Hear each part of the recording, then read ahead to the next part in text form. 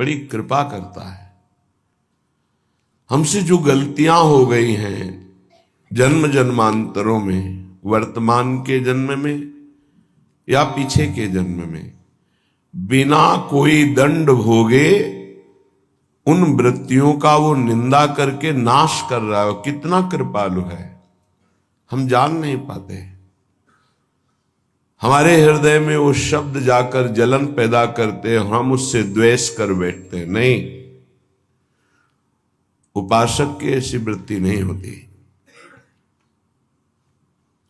निंदक नियरे राखिए आंगन कुटी छवाए। भगवान कृपा करे कि निंदक हमारे पास ही रहे और हमारी एक एक वृत्ति को बड़ी सूक्ष्मता से वो देखें, और जहां उनको त्रुटि लगे वे उसकी निंदा करें, तो हमारा जीवन धन्य हो जाएगा। बिना किसी साबुन के, बिना किसी पानी के वो हमारे अंतःकरण को निर्मल कर देते हैं। निर्मल करे शोभाए। भगवान की कृपा मनाए जब अपनी निंदा हो, बस उसमें यह देखना है कि यदि वास्तविक जो निंदा की जा रही है वो दोष हमारे अंदर है, निरीक्षण करे। यदि है तो प्रसन्न हो कि भगवान इनकी वाणी में बैठ करके हमारे आंतरिक दोषों को हमें दिखा रहे हैं।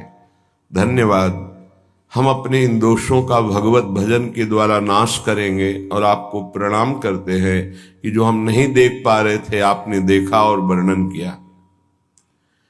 यदि ऐसा नहीं है तो निश्चित समझो आपके प्रारब्ध का बिना भोगे वो नाश कर रहा है जो आपकी निंदा कर रहा है। और आपकी आध्यात्मिक उन्नति अवश्य होगी यदि विरोध ना करे निंदक का। तो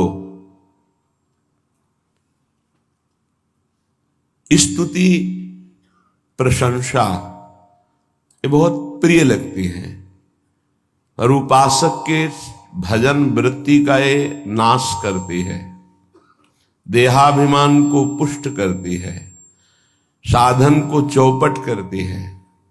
अगर कहीं अपने सामने अपनी कोई स्तुति करे, प्रशंसा करे, तो हृदय में बिल्कुल हर्ष नहीं होना चाहिए और बुरा मानना चाहिए कि ऐसा क्यों बोल रहा है। नहीं बोलना चाहिए, मैं इस योग्य नहीं हूं, मैं बहुत अधम हूं, ऐसा हृदय में चलना चाहिए। वो बाहर बोल रहा है उसकी बातें सुननी नहीं चाहिए, निंदा सुननी चाहिए।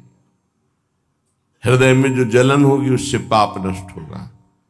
स्तुति यदि सुनी तो हर्ष होगा, पुण्य नष्ट होंगे, भजन वृत्ति क्षीण होगी, अहंकार पुष्ट होगा। इसीलिए सम्मानम कलयाति घोर गरलम, सम्मान स्तुति प्रशंसा को घोर विष समझे तभी उपासना परिपक्व होती है। श्रीपाद कह रहे हैं बहुविपत संपत्ति रेवास्तुवा, बहुत तरह की विपत्ति घेर ले, शारीरिक मानसिक व्यवहारिक, बेपरवाह रहो।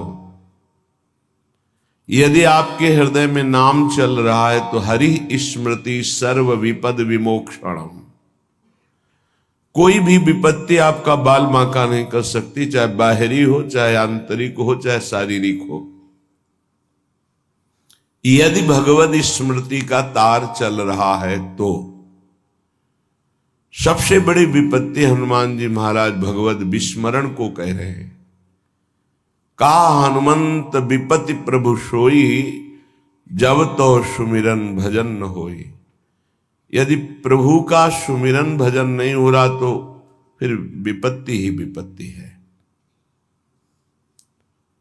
हरि स्मरण चल रहा है, प्रियालाल का स्मरण चल रहा है, कोई भी विपत्ति आपको कुछ भी नहीं बिगाड़ सकती, कोई भी दुख नहीं दे सकती यदि हरि स्मरण चल रहा है। खास बात समझिए। आगे कह रहे संपत्ति रेवा, यदि बहुत संपत्ति आ जाती है और आप उसका सदुपयोग करते हैं, साधु सेवा, भगवत सेवा, भगवत आराधना में या किसी पशु पक्षी समाज सेवा निष्काम भाव से, वो संपत्ति आपको बाधा नहीं पहुंचा सकती। वो संपत्ति भगवत प्राप्ति में सहायक होती है। संपत्ति का सदुपयोग करना केवल कोई महाभागवत ही जानता है, संसारी नहीं जानते हैं। संसारी जनों के हृदय में संपत्ति का प्रयोग अहंकार की पुष्टता और इंद्रियों के भोगों में नष्ट होती है। अहंकार की पुष्टता, हम ऐसा कोई कार्य करेंगे कि विश्व में हमारा नाम हो जाए। अच्छा, ऐसा किया, इतना किया, तो जहां वो जो संपत्ति का प्रयोग किया उसका वहीं सुकृत नष्ट हो गया। सही में संपत्ति का प्रयोग भागवत भक्त जन करते हैं। वो अपनी संपत्ति को गुप्त रूप से श्री भगवान की सेवा, भक्तों की सेवा, समाज की, प्राणियों की, पशु पक्षियों की जो सेवा मिली गुप्त रूप से, गुप्त रूप कोई जान न पावे और जिसकी सेवा की वो कभी धन्यवाद न दे, ऐसी सेवा भगवान की प्राप्ति कराने में समर्थ है। वो क्रमशः आपको आध्यात्मिक सीढ़ियों पर चढ़ाती चली जाएगी। अगर संपत्ति प्राप्त हुई और भगवत भक्ति हृदय में नहीं है तो दुराचार में प्रवृत्त कर देती है। मदिरा पीना, व्यभिचार करना, जुआ खेलना, मनमानी मनोरंजन करना और अपने नाम के लिए धन का बिल्कुल दुरुपयोग कर देना, जो ना यहां मिलेगा ना वहां मिलेगा। तो उपासक के पास भागवतिक ज्ञान होने के कारण कोई भी संपत्ति उसे बांध नहीं सकती, क्योंकि वो ममता और स्पृहा रहित होता है। वो निर्लिप्त होने के कारण कोई भी संपत्ति उसको बांध नहीं पाती। इसीलिए कह रहे, कोई निंदा करे या स्तुति, विपत्ति हो या संपत्ति, जो वृंदावन में श्री प्रिया प्रीतम के चरणों का आश्रय लेकर भजन करते हैं, उनको क्या फर्क पड़ता है। बस ध्यान रखना, संपत्ति में जो लिप्त है उसके द्वारा संपत्ति का दुरुपयोग होता है। जो संपत्ति में निर्लिप्त है उसके द्वारा सदुपयोग होता है। वो ये मानता है कि भगवान के द्वारा दी हुई ये संपत्ति, भगवान के द्वारा दी हुई परिवार का पोषण, और अगर इससे भी ज्यादा है तो भगवान के स्वरूप पशु पक्षी, साधु महात्मा, गाय, जो भी, कहीं भी हम ऐसी निष्काम सेवा कि हमें बाद में वो धन्यवाद ना बोले, कोई जाने ना, वो संपत्ति भगवत प्राप्ति का हेतु बन जाती है। पांडित्यम वत मूर्खतापि, बहुत विद्वान है, शास्त्रों की सब बातें जानता है, पर आचरण में एक नहीं है। कोई फायदा नहीं इसी विद्वता से। महापुरुषों ने ऐसी विद्वता का आदर नहीं किया है। कह रहे हैं कि गधे की पीठ में चाहे ईंट लाद दो, चाहे पुराण लाद दो, उसको बोझे से मतलब है। ऐसे ही संपूर्ण शास्त्रों का ज्ञान है बुद्धि में, पर वो भार वाहन की तरह केवल पुराणों का, वैदिक सिद्धांतों का वो ज्ञान रखता है, आचरण में नहीं है, अध्यात्म की स्थिति नहीं है, तो विद्वता बिल्कुल किसी काम की नहीं है। आगे कह रहे मूर्ख तो पिया, मूर्ख है, पर उसको एक बात समझ में आ गई कि हमारा कल्याण, हमारा मंगल तो केवल भगवान से होगा। मैं तो कोई शास्त्रों का ज्ञान नहीं, साधना का ज्ञान नहीं, अभी तक मनमानी आचरण करता रहा, इसलिए कोई मैं अच्छा भी नहीं हूं, अधम हूं। अब सुन लिया है कि नाम से कल्याण होता है, तो राधा राधा राधा राधा राधा सब कुछ हो गया। सब शास्त्रों के ज्ञान का फल उसको मिल गया। यद्यपि वो समाज में मूर्ख कहा जाएगा, क्योंकि उससे शास्त्रों का ज्ञान नहीं है, वो प्रवचन नहीं कर सकता। समाज उसे गंदी दृष्टि से देखती है, कोई अच्छे सद्गुण वाला नहीं है। पर यहां कह रहे हैं कि जिसे श्रुतियां नेति नेति कहती हैं वो है प्रभु श्री कृष्ण, और श्री कृष्ण के हृदय का मूर्तिमान प्रेम है प्रियाजू, और प्रियाजू का प्रेम स्वरूप ये वृंदावन धाम है। धाम में आश्रय और प्रियाजू के नाम का जप राधा राधा राधा, तो उस मूर्ख को वो पदवी मिलेगी, वो रस मिलेगा जो वेदों में भी अलक्ष्य है। अलक्ष्यम राधाख्यम निखिल निगमैरप्यतितराम रसाम्भोधे सारम किमपि सुकुमारम विजयते।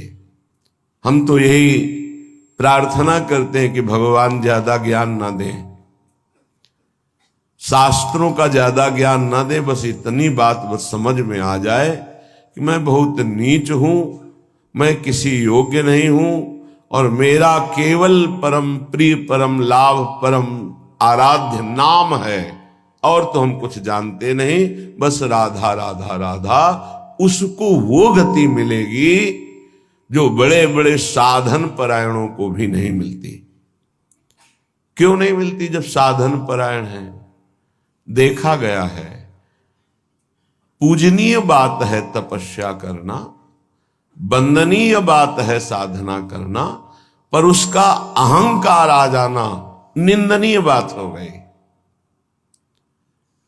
ना कोई तपस्या है, ना कोई त्याग है, ना कोई व्रत है, ना कोई शास्त्र ज्ञान है, बस हृदय में है कि मैं बहुत अधम नीच हूं, राधा राधा राधा। इसकी समानता कोई नहीं कर सकता, क्योंकि जो साधना से दैन्यता आनी चाहिए वो अहम में बदल गई, लाभ नहीं मिला।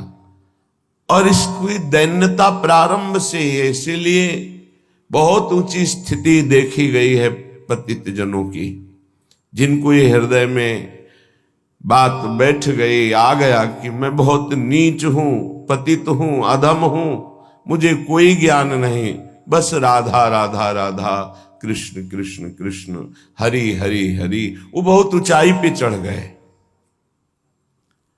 इसलिए श्रीपाद कहते हैं निंदा वा स्तुतिरेव वा बहु विपत संपत्तिरेवा स्तुवा पांडित्यवत मूर्खतापि यदि वा विरागोथवा रागो।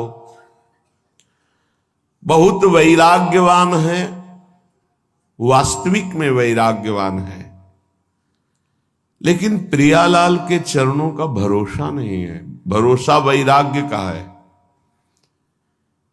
प्रियालाल के चरणों का भरोसा आचार्य चरणों से आता है।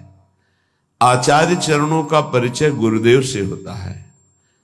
जिनका गुरुदेव में, आचार्य में पूर्ण प्राण समर्पण भाव नहीं है, तो ना पाई है बिन स्वामी या केली, विपिन बसत वैराग्य जुत ज्यों लरिकाई खेली।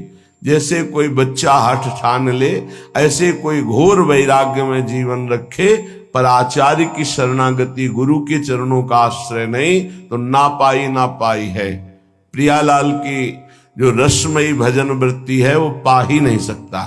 तो ऐसे वैराग्य का क्या, बहुत वैराग्य है पर हृदय में प्रभु के प्रति बिल्कुल अनुराग नहीं है, ऐसा भी पाया जाता है। रागोथवा, वो वैराग्यवान नहीं है, जितेंद्रीय नहीं है। यद्यपि भक्त अनन्य जो विषय इंद्रियन बस होए, कर्मठ कोटि जितेंद्रियन ते समलह न कोय। अगर वो भक्त एक बात उसके मन में आ गई है कि मैं फंसा हुआ हूं शरीर राग में, परिवार के राग में, भोगों के राग में, हे लाडली क्या मुझ अधम के लिए भी आपके श्री चरणों में ठौर मिलेगी? वो रागी है, जितेंद्री नहीं है, वो कर्मकांड का ज्ञान नहीं जानता है, बस प्रभु की करुणा पर विश्वास करके प्रभु के मार्ग में चल दिया। मेरे हृदय में न ज्ञान है, न वैराग्य है, न राग है, लाडली जैसा हूं आपका हूं, बस हो गया काम। कह रहे यद्यपि भक्त अनन्य जो विषय इंद्रियन बस होए, विषयी है, इंद्रियों को वश में नहीं किया, इंद्रियों के वश में है, तो उसकी समानता करोड़ों जितेंद्रीय करोड़ों कर्मकांडी नहीं कर सकते, क्योंकि उन जितेंद्रीय कर्मकांडी को अपनी जितेंद्रियता और कर्मकांड का अभिमान है। लेकिन ये निराभिमानी अभिमान करने योग्य है ही नहीं कुछ, तो राधा राधा राधा ये अनुराग को प्राप्त हो जाएगा, सीधे अनुराग को। एक अर्थ ये हुआ। दूसरा अर्थ हुआ, श्रीपाद कह रहे हैं अब मैंने प्रिया प्रीतम का आश्रय ले लिया है, कोई स्तुति करे या निंदा, विपत्ति आवे या संपत्ति, विद्वान बना दे या मूर्ख, बैरागी बना दे या रागी, मुझे इससे कोई फर्क नहीं पड़ता। अब मैं राधा राधा ही कहूंगा और श्रीधाम वृंदावन की भूमि में अपने प्राणों को त्यागूंगा।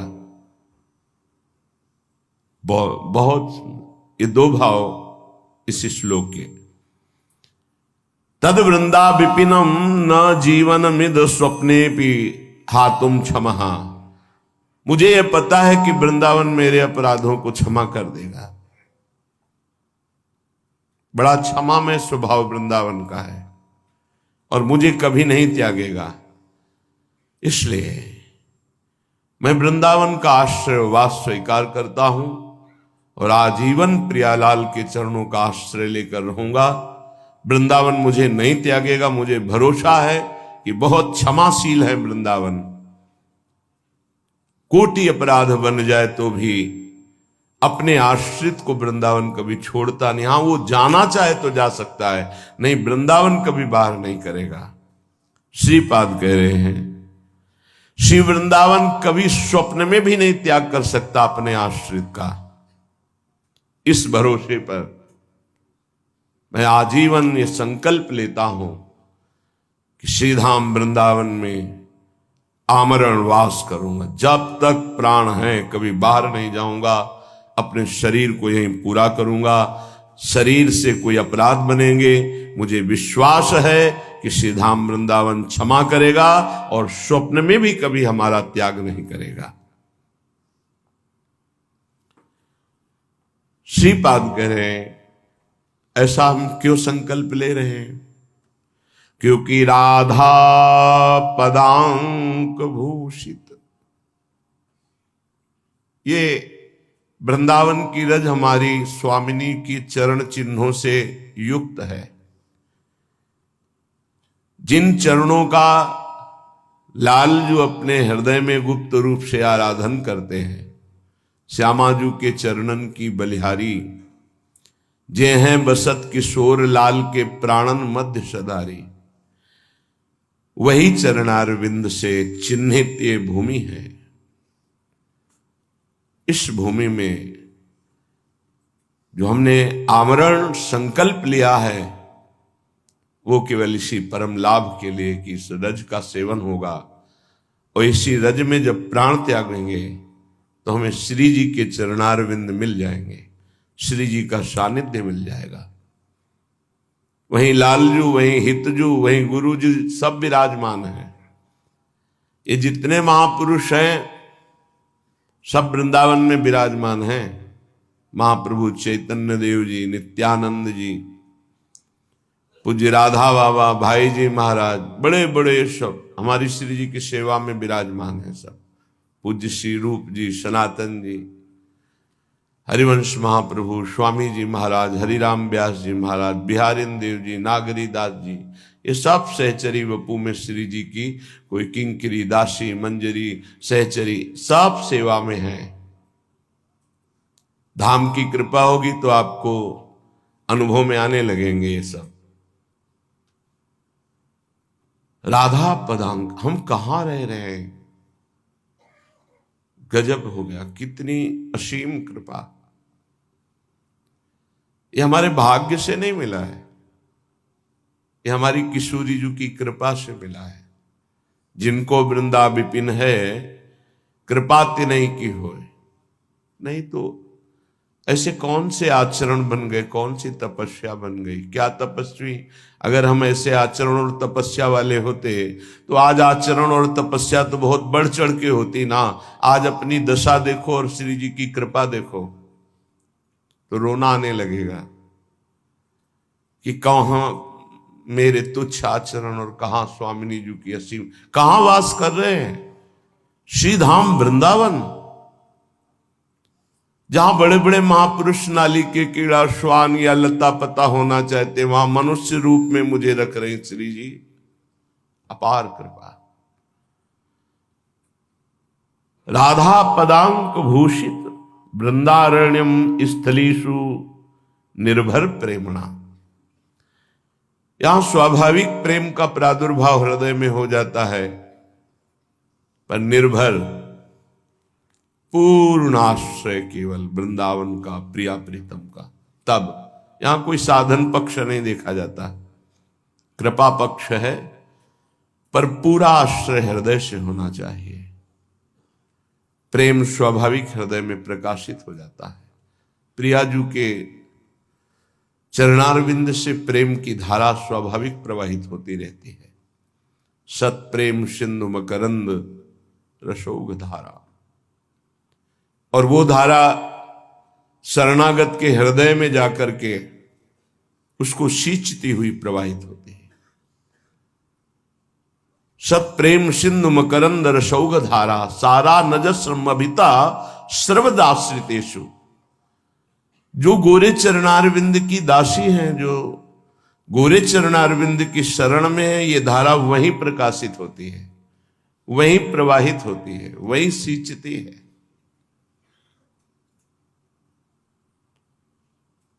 श्रीपाद कह रहे, हमने जो संकल्प लिया है आजीवन आमरण वृंदावन वास का, उसका प्रधान कारण है हमारी श्री जी यहां विराजमान है। श्री जी की चरण चिन्हों में रहूंगा तो निर्भर प्रेम का प्रादुर्भाव हो जाएगा।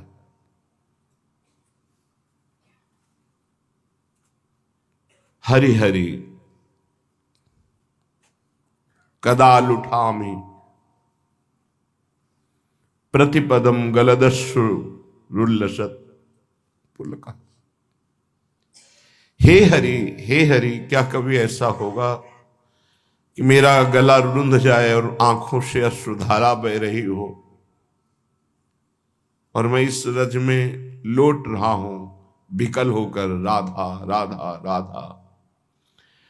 हरि हरि कदा लुठामि प्रतिपदम गलदस्रु रुल्लसत पुलका। शरीर पुलकित हो रहा है, गला अवरुद्ध हो रहा है, आंखों से अश्रुधारा बह रही, शरीर में वृंदावन की रज है, मैं लौट रहा हूं विकल होकर, राधा राधा स्वामिनी कब मिलोगी, प्रियाजू कब कृपा होगी। ऐसे इसलिए मैं आमरण वृंदावन का वास स्वीकार कर रहा हूं, क्योंकि ये दुर्लभ वस्तु केवल वृंदावन प्रदान करता है। सर्वम त्यक्त्वा सरस विशद प्रेम पीयूष सांद्रे। इस प्रेम रस की प्राप्ति के लिए जो तुम्हारा माया में सर्वस्व है, इसका अंदर से त्याग कर दो। ये अंत में छूट जाएगा, पहले तुम अंदर से त्याग कर दोगे तो तुम्हें बहुत बड़ी उपलब्धि हो जाएगी। यहां अंदर से त्याग की बात कह रहे हैं। अपनापन केवल प्रियाजू से, सेवा पूरे परिवार की, प्रियालाल के सुख की भावना से, अपने कर्तव्य का पालन प्रियालाल के लिए ही है।